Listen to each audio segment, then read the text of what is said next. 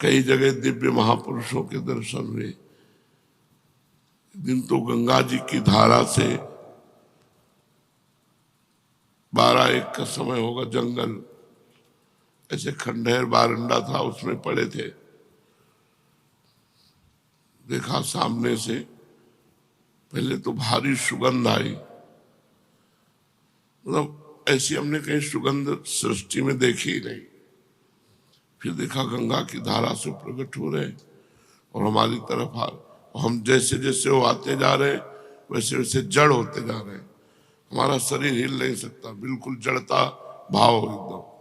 ज्ञान पूरा है, चेतना पूरी है, हिल नहीं सकते।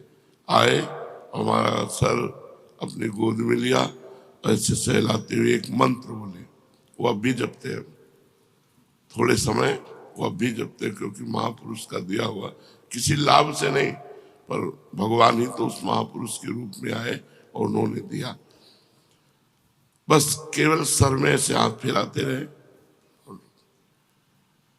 कई ऐसे महापुरुषों के जो बड़े ही दिव्य, तो अपने आप आपको संतों का सानिध्य मिल जाएगा यदि अहंकार रहित और भोग, इंद्रियों के जो भोगे जाते हैं इनका त्याग, ये 2 बातें जरूरी है। कबीरदास जी कहते हैं, चदरिया जैसी की तैसी धरि दीनी। अपनी सुधा निधि में लिखा हुआ है, धरोहर की तरह ये शरीर गंदा ना होने पाए। आप लोग बड़े भाग्यशाली हैं जो आपको वैराग्य मार्ग मिला है, कोई छोटी मोटी बात नहीं है। अब जरूरत बस 2 बातों की है, ना तो साधन का, ना संपत्ति का अहंकार ना हो, और किसी भी इंद्रिय का शास्त्र विरुद्ध भोग ना हो, तो आपके ऊपर अपने आप कृपा बरसती चली जाएगी। वैसे भगवान की कृपा अहेतुकी है, वो दीन पामर विषयी पुरुषों पर भी बरसती है, पर संतों की कृपा विशेष उन्हीं पर होती है। इसीलिए एक जगह और भागवत में लिखा हुआ है कि जो धन संपत्ति रहित दरिद्र है उस पर महापुरुषों की विशेष कृपा होती है। इसलिए भगवान ये अहंकार नष्ट कर देते हैं। हमारा कुछ है तो जब पता लगाए अंदर, तो इष्ट गुरु के सिवा कुछ नहीं हमारे पास, भगवान के सिवा कुछ नहीं, प्रियालाल के सिवा कुछ नहीं, तब विशेष कृपा प्राप्त होती है। महत्संगस्त दुर्लभो अगम्यो अमोघश्च, निश्चित भगवत प्राप्ति हो जाएगी। दर्शन मात्र से, श्रवण मात्र से, स्पर्श मात्र से, संकल्प मात्र से कई तरह से महापुरुष भगवत प्राप्ति कराते हैं। दर्शन मात्र, एक बार दर्शन जैसे भगवान का हुआ, मायामल का नाश हो गया। एक बार आत्म साक्षात्कार का जो भाव लिए हुए महापुरुष हैं, एक बार उनका दर्शन हुआ, अब हमारे मायामल का नाश। अब धीरे धीरे हमारी उन्नति आध्यात्मिक शुरू हो जाएगी। 2 बातें यदि हम ध्यान रखें कि अपनी इंद्रियों को गलत भोगों में न जाने दें और किसी साधन का अहंकार न करें, तो बहुत जल्दी हम पर अव्यक्त महापुरुषों की कृपा होती है। भगवान का साक्षात्कार होने के पहले भगवत प्राप्त महापुरुषों का दर्शन होता है। मतलब कई ऐसे महापुरुष जिनका साक्षात्कार हुआ। 35-40 वर्ष पहले गुरु नानक साहब का गंगा के किनारे हुआ, श्री चंद जी का दर्शन हुआ, निम्बारकाचार्य भगवान का दर्शन हुआ। महाप्रभु ने तो दर्शन दे के ही हमें घसीटा, यहां से लेकर के जुगल घाट तक, कृष्ण कृपा धाम से लेकर जुगल घाट तक केवल महाप्रभु ही नेत्रों में छाए रहे। जब तक महापुरुषों का सानिध्य नहीं मिलता तब तक भगवत दर्शन का रास्ता नहीं मिलता, वही रास्ता देते हैं। तो हमें भोगों से रहित रहना है, जितने से प्राण पोषण हो जाए उतना भोजन, जितने में जीवन चल जाए उतनी नींद, नहीं अधिक से अधिक भगवान का नाम जप, तो विशेष विशेष महापुरुषों का सानिध्य मिलेगा जो भगवदानंद से भी बढ़कर है। कई संतों ने तो कहा हम वैकुंठ नहीं जाना चाहते क्योंकि वहां सत्संग नहीं मिलेगा। मृत्यु लोक में आपकी लीला कथा, आपकी गुण महिमा, आपका सत्संग मिलता है, लेकिन प्रभु वैकुंठ में ये नहीं मिले। तो मुझे लगता है मुझे बार बार जन्म दो और बार बार मैं आपकी चर्चा सुनूं, कहूं, नाम कीर्तन करूं, नाचूं, गाऊं, आप में ही रमण करूं। जी। सत्पुरुष दीन वत्सल होते हैं। हाँ, अर्थात जो सांसारिक संपत्ति एवं साधन से भी हीन हैं, हाँ, उन्हें भी अपनाते हैं। हाँ। ब्राह्मण, यद्यपि हम आपके शुभागमन और शुभ दर्शन से ही कृत हो गए हैं, तथापि आपसे उन धर्मों के साधनों के संबंध में प्रश्न कर रहे हैं जिनको मनुष्य श्रद्धा से सुन भर भी ले तो भी इस और से भयदायक संसार से मुक्त हो जाए। देखो, जो ये नौ योगेश्वरों का संवाद सुनाएंगे तो कह रहे श्रद्धा से सुन केवल ले। एक बार आपने श्रद्धा से सुन लिया ना तो आपका कल्याण हो जाएगा, आपका मंगल हो जाएगा। तो क्या केवल सुनने मात्र से हो जाएगा? श्रद्धा से सुन ले। श्रद्धा का मतलब होता है जो सुना वैसे उतार लिया, इसीलिए श्रद्धा शब्द है, केवल सुनना नहीं है। जो सुना उसे अपने जीवन में उतार लिया तो बोले एक बार सुनने मात्र से भगवत प्राप्ति हो जाएगी। जी। पहले जन्म में मैंने मुक्ति देने वाले भगवान की आराधना तो की थी, परंतु इसलिए नहीं कि मुझे मुक्ति मिले। मेरी आराधना का उद्देश्य था कि वे मुझे पुत्र रूप से प्राप्त हों। अब देखो, वसुदेव जी महाराज को भगवान श्री कृष्ण पुत्र रूप में प्राप्त है। भगवान श्री कृष्ण मोक्षाधिपति है। इतनी मुक्ति तो सबको चाहिए, ना अपने शरीर से राग, न किसी अन्य शरीरों से राग, न किसी भोग की इच्छा, न किसी मान प्रतिष्ठा की इच्छा। अगर द्वंद्वों से मुक्ति नहीं मिली, देखो जो ज्ञानी की स्थिति वर्णन की गई है वही प्रेमी की स्थिति वर्णन की गई है। जहां हम ज्ञानी महापुरुष की स्थिति का तो बोले माना पमाना तुल्यो, तुल्य निंदात्म संस्तुति, मान अपमान में समान, निंदा स्तुति में समान। तो सेवक जी महाराज करें शत्रु मित्र समझान, मान मान अपमान सम, दुख सुख लाभ नहानि, यह जो कृपा हरिवंश की, ये मुक्ति। हम समस्त द्वंद्वों से मुक्त होंगे तभी प्रेम प्राप्त कर सकते हैं। द्वंद्वों में पिसता हुआ व्यक्ति प्रेम का अनुभव नहीं कर सकता। तो द्वंद्वैर विमुक्ता सुख दुख संगई गच्छन्त मूढ़ा पदमव्ययम तत्, वो अव्यय पद का अधिकारी होता है, वो ज्ञानी विवेकी पुरुष जो मूढ़ता रहित है। जी। मेरी आराधना का उद्देश्य था कि वे मुझे पुत्र रूप में प्राप्त हों। उस समय मैं भगवान की लीला से मुक्त हो रहा था। सुब्रत, अब आप मुझे ऐसा उपदेश दीजिए जिससे मैं इस जन्म मृत्यु रूप भयावह संसार से, जिसमें दुख भी सुख का विचित्र और मोहक रूप धारण करके सामने आते हैं, अनायास ही पार हो जाऊं। श्री सुखदेव, देखो कितनी सुंदर बात है। संसार का प्रत्येक सुख जिसे तुम समझते हो वो दुख है। टोटल दुखालयम अशाश्वतम। किसी भी इंद्री का संयोग जो तुम्हें सुख लग रहा है, तुम समझते नहीं, ये भगवान की माया के प्रभाव से लग रहा है। वस्तुता देखो, वसुदेव जी कह रहे हैं वो दुख रूप है और भगवान भी कह रहे हैं दुखालयम। तो हमें चाहिए जब हमारी इंद्रियां गलत चेष्टा, गलत मार्ग, गलत भोगों की इच्छा करें, उसी समय उनका दमन करें। इंद्रियों का दमन कैसे किया जाता है?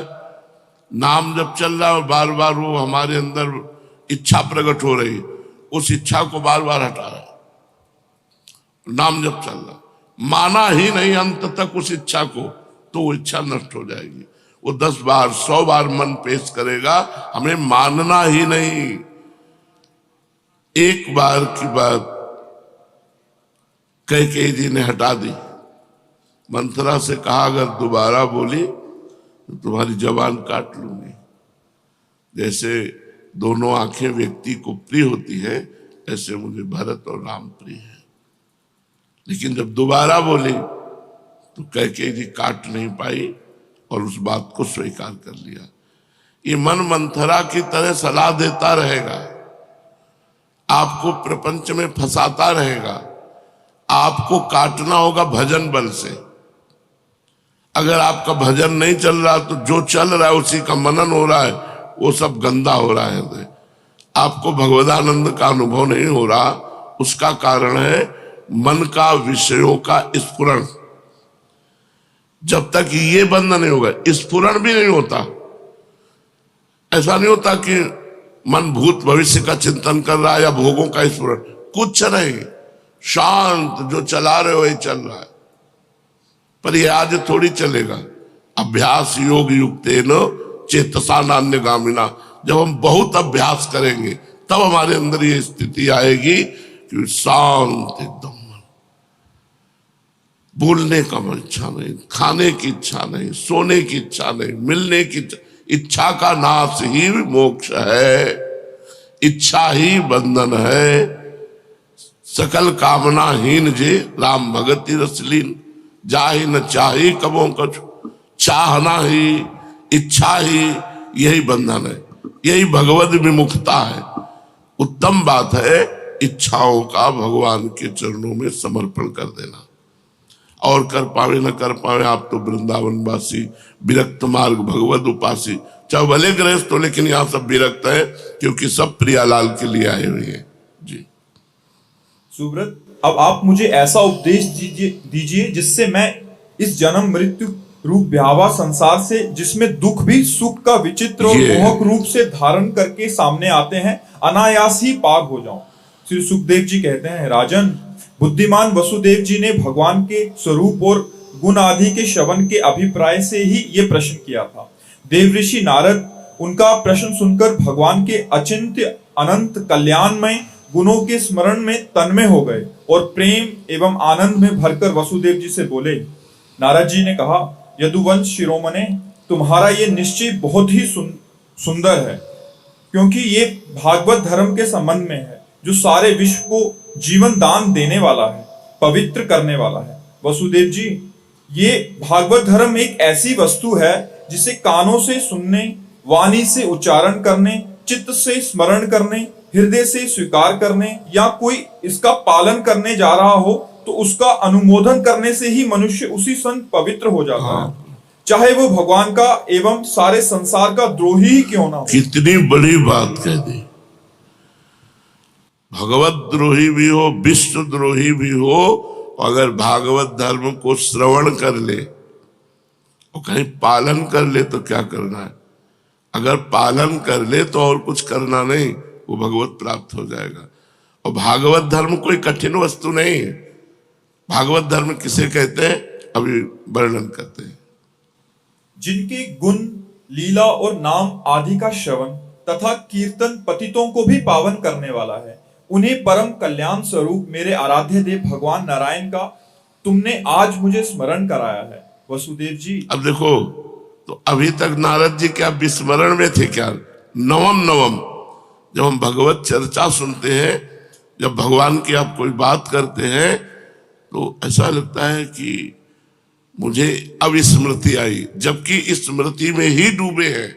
नवम जैसे कुछ लोग कहते हैं कि मंत्र जपते हुए थकान लगती है, नाम जप करते हुए थकान महसूस होती है, पाप, अभी पाप है। नहीं, तुमसे सही कहते हैं, जलन महसूस होती है कि अभी वो भजन नहीं हो रहा, हाय हाय मचता है कि फिर रात आ गई, फिर दिन आ गया, अभी वो भजन नहीं हो रहा जो होना चाहिए। रात दिन भजन करने पर भी भजन की भूख ऐसी बढ़ रही कि लगता है सब बेकार, अभी वो भजन नहीं हो रहा, अभी वो बात नहीं हो रही। जब वो बात आती है तो वो सामने होते हैं, सामने होते होते उनका भी ऐसा रूप होता है कि अभी देखा ही नहीं, अभी देखा ही नहीं, मनो कबहू मिले ना।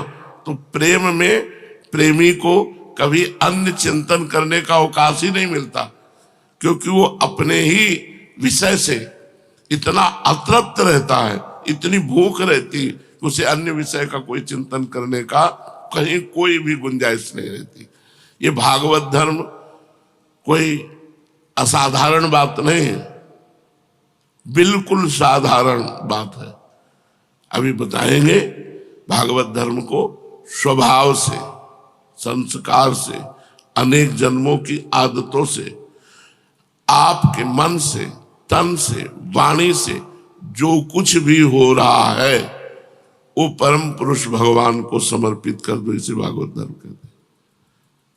कुछ नहीं बताया कि ये करो, जो कुछ हो रहा है वो सब भगवान। यत करोषि, गीता जी में भगवान ने कहा यत करोषि, जो कुछ कर रहे हो वो भगवद अर्पणम मस्तु, राधा वल्लभ अर्पणम मस्तु, कृष्णार्पणम। अरे बड़ा लाभ है इसमें, इसमें क्या निश्चित भगवत प्राप्ति।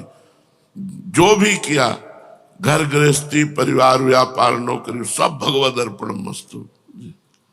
वसुदेव जी, तुमने मुझसे जो प्रश्न किया है इसके संबंध में संत पुरुष एक प्राचीन इतिहास कहा करते हैं। वह इतिहास है ऋषभदेव जी के पुत्र 9 योगेश्वरों का और महात्मा वेदेह का शुभ संवाद।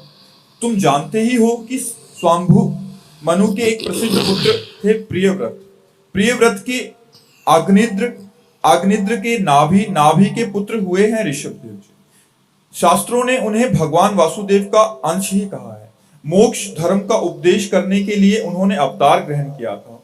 उनके 100 पुत्र थे और सबके सब वेदों के पारदर्शी विद्वान थे। उनमें सबसे बड़े थे राजऋषि भरत। वे भगवान नारायण के परम प्रेमी भक्त थे। उन्हीं के नाम से ये भूमिखंड, जो पहले अजनाब वर्ष कहलाता था, भारतवर्ष कहलाया।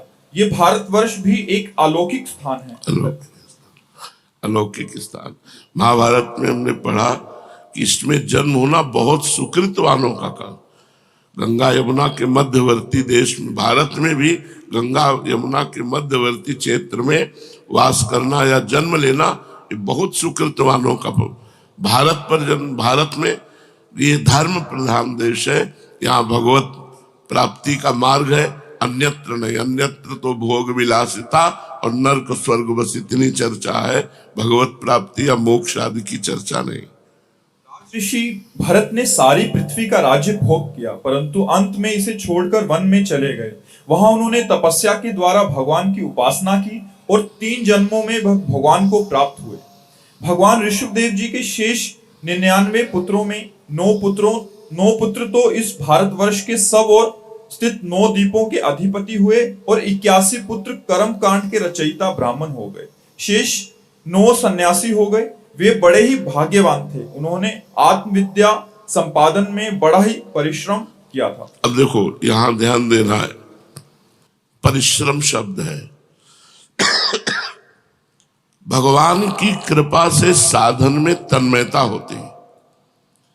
बिना साधन के कृपा का अनुभव आज तक किसी को नहीं हुआ। साधन का अहंकार होने पर कृपा का अनुभव किसी को नहीं होगा। साधन और कृपा, साधन में इतना परिश्रम होना चाहिए, मतलब जैसे एक व्यापारी अपने व्यापार को बढ़ाने के लिए हर समय सोचता रहता है, ऐसे एक भजनानंदी साधक अपने भजन को, अपनी साधना को, अपनी जितेंद्रियता को वो हर समय बढ़ाता रहता है।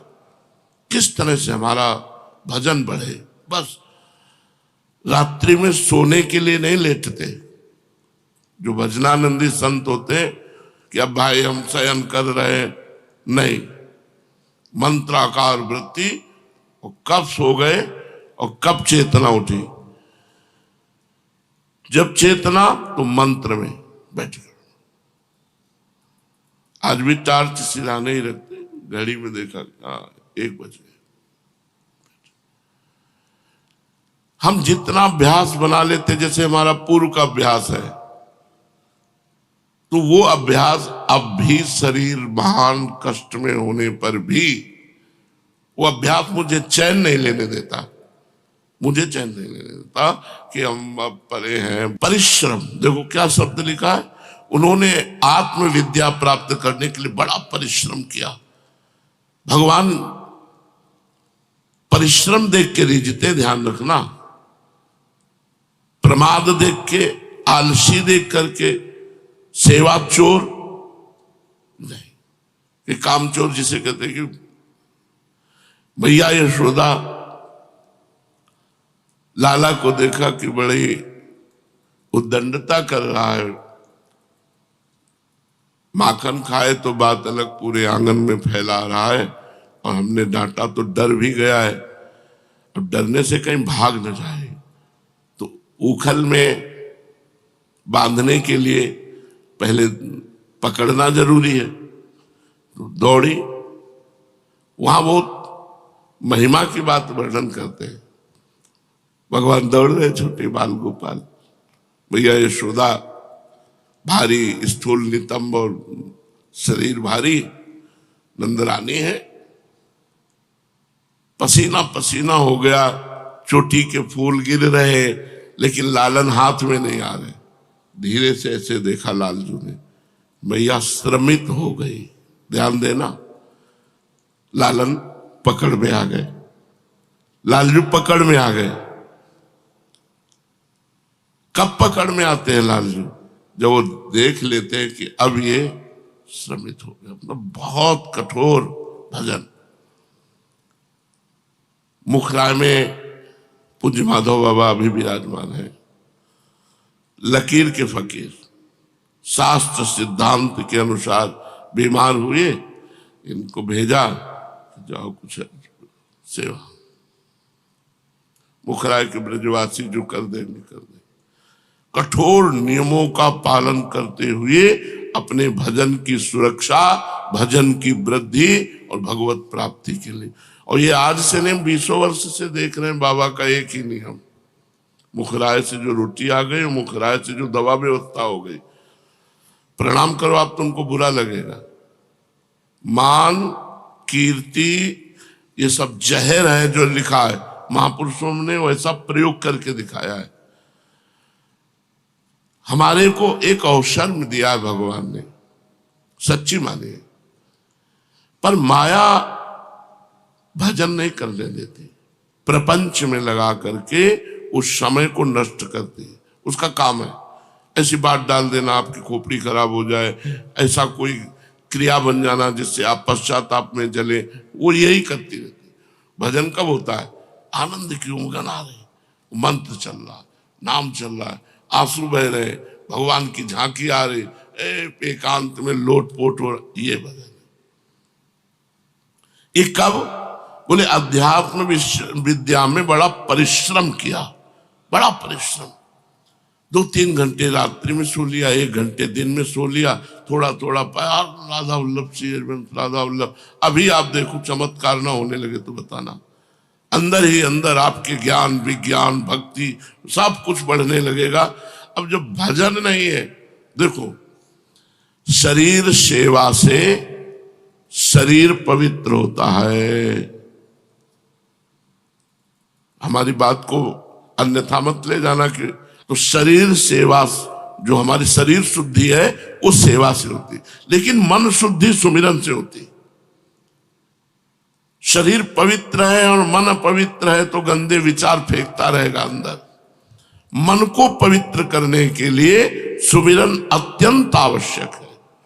यदि सुमिरन नहीं तो मतलब फिर बात बनी नहीं। जैसे कोई भी पंछी आकाश में उड़ेगा तो 2 पंखों से उड़ेगा, ऐसे सेवा और सुमिरन ये हमारे पंख हैं जिनके द्वारा हम भगवत प्राप्ति करते हैं। केवल सुमिरन में बैठे रहे तो शरीर निर्वाह नहीं होगा।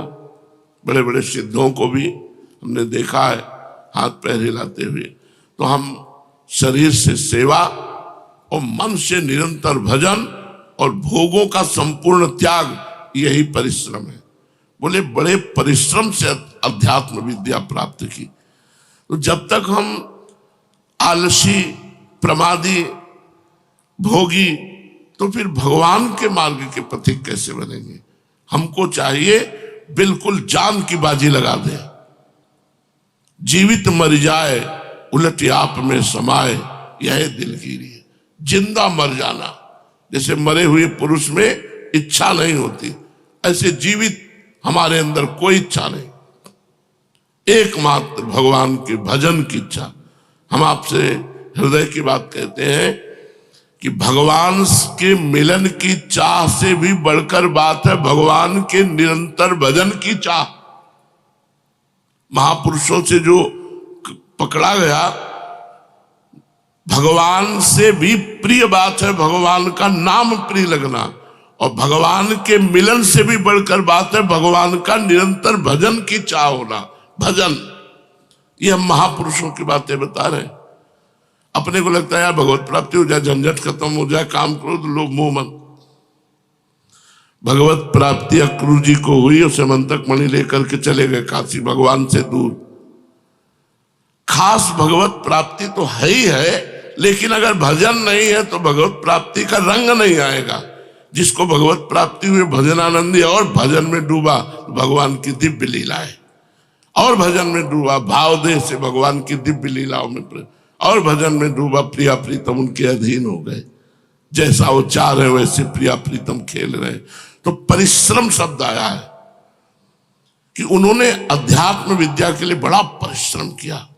आप ये सुबह से उठकर शौच स्नान आदि क्रिया, ये सब भजन है, क्योंकि हम प्रभु के लिए कर रहे हैं।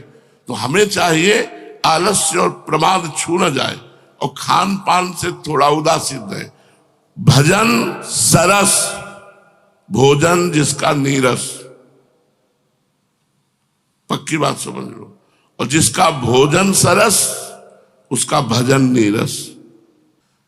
परिश्रम शब्द है, अगर आप साधना में परिश्रम नहीं करेंगे तो प्रमाद स्थिति आपके अंदर रहेगी, शरणागत स्थिति नहीं। ध्यान रखना, एक शरणागति के बहाने प्रमाद को पुष्ट करते रहते हैं। काहू के बल भजन को, काहू के आचार, व्यास भरोसे कुंवर के, सोवत पांव पसार। ये दोहा किस कोटि का भरोसा है वह अभी नहीं। संपूर्ण रागों का त्याग होकर लाडली के चरणों की ठसक, यही तो भजन है हर समय, हर समय। तो हमें प्रमाद स्थिति नहीं धारण करनी, हमें परिश्रम करना, पसीना चुहाना है भजन में। जब कर बार बार मन हटता है, बार बार नाम जप कर हृदय जलता है, हम उसे सहेंगे।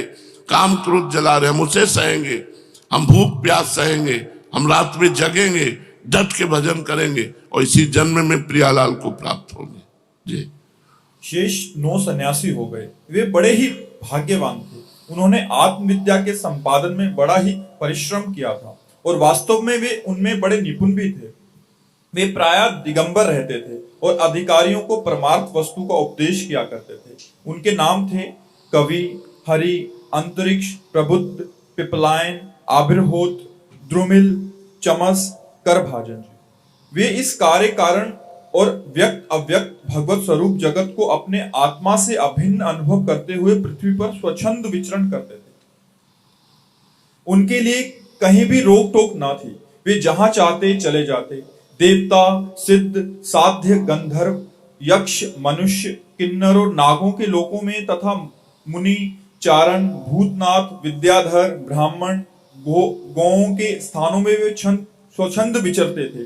वसुदेव जी वे सब के सब जीवन मुक्त थे। एक बार की बात है, इस अजनाब भारत वर्ष में विदेहराज महात्मा निमि बड़े बड़े ऋषियों के द्वारा एक महान यज्ञ करा रहे थे। पूर्वोक्त 9 योगेश्वरों द्वारा स्वच्छंद विचरण करते हुए उनमें उनके यज्ञों में जा पहुंचे। वसुदेव जी वे योगेश्वर भगवान के परम प्रेमी भक्त और सूर्य के समान तेजस्वी थे। उन्हें देखकर राजा निमि, आहवनीय आदि मूर्तिमान अग्नि और ऋत्वज आदि ब्राह्मण सबके सब उनके स्वागत में खड़े हो गए। विदेहराज निमि ने उन्हें भगवान के परम प्रेमी भक्त जानकर यथा योग्य आसनों पर बैठाया और प्रेम तथा आनंद से भरकर विधि पूर्वक उनकी पूजा की। वे 9 योगेश्वरों अपने अंगों की कांति से इस प्रकार चमक रहे थे मानो साक्षात ब्रह्मा जी के पुत्र सनकादि मुनीश्वर ही हों। राजा निमि ने विनय से झुककर परम प्रेम से उनसे प्रश्न किया। विदेहराज निमि जी से कहते हैं, भगवान, मैं ऐसा समझता हूं कि आप लोग मधुसूदन भगवान के पार्षद ही हैं, क्योंकि भगवान के पार्षद संसारी प्राणियों को पवित्र करने के लिए विचरण किया करते हैं। जीवों के लिए मनुष्य शरीर का प्राप्त होना दुर्लभ है। यदि ये प्राप्त भी हो जाता है तो प्रतिक्षण मृत्यु का भय सिर पर सवार रहता है, क्योंकि ये संभंगुर है। इसलिए अनिश्चित मनुष्य जीवन में भगवान के प्यारे और उनके प्यार करने वाले भक्तजनों का, संत जनों का दर्शन तो दुर्लभ ही है।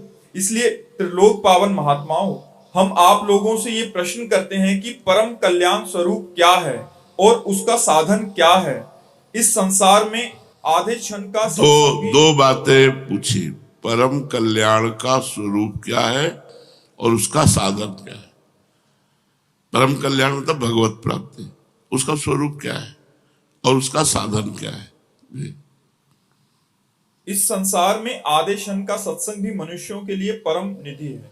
योगेश, आधे क्षण का भी सत्संग परम निधि। ये सत्संग मिलना मतलब भगवान की विशुद्ध कृपा से सत्संग मिले, मतलब विशुद्ध कृपा।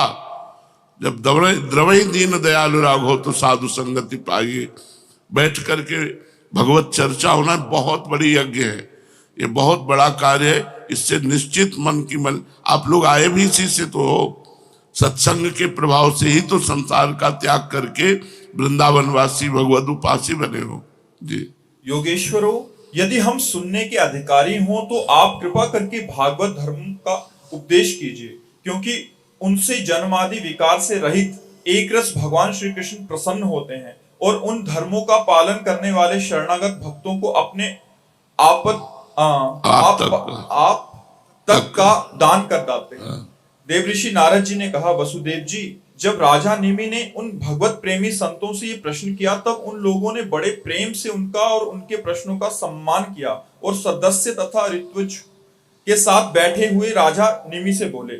पहले उन 9 योगेश्वरों में से कवि जी ने कहा, राजन, भक्तजनों के हृदय से कभी दूर न होने वाले अच्युत भगवान के चरणों की नित्य निरंतर उपासना ही संसार में परम कल्याण, आत्मिक क्षेम है और सर्वथा भय शून्य है। हाँ, परम कल्याण क्या है? 9 योगेश्वरों में जो पहले योगेश्वर बोले, नित्य निरंतर, नित्य शब्दों का सारा खेल है, नित्य निरंतर भगवान श्री हरि के चरण कमलों की उपासना। कभी हम लीला गायन कर रहे हैं, कभी सेवा कर रहे हैं, कभी नाम जप कर रहे हैं, कभी नाम कीर्तन, नित्य निरंतर केवल उन्हीं की, भगवान श्री हरि। देखो, आस्वादनीय तो हरि ही है। आस्वादन केवल किशोरी जो करती है।